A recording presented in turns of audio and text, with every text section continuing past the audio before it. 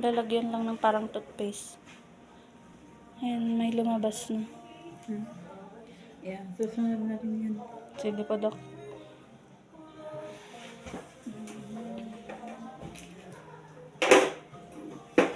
Check ko lang. May sakit. Dagdagan ka ng anesthesia, ha?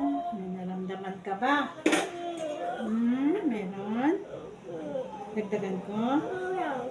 Ha? Actually, mga ganito, pinapabayaan namin na uulan. Iwasan. Sa kanya nakalabas na. Saka kasi para kakasya. O tingnan mo hindi kasya, di ba? Since baby tooth din yun, tanggalin ko na. Sige po, Dok. Kasi kaya dalawa. Tuloy ka, di ba? Oo, yes. Haba pa to kasi wala pang kapalit.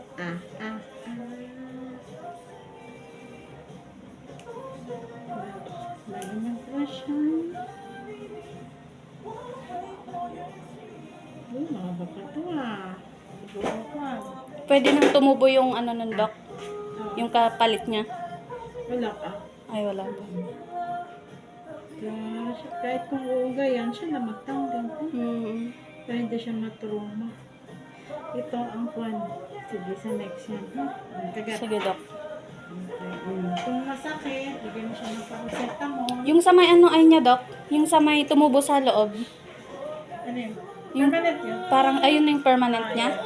Wala na, tapos na. Kaya tayo nagtanggal nga kasi Ayun may na yung permanent. magla-line din yun, Dok? Yes. Sige pa. Pag lalaki ito niya, Joe.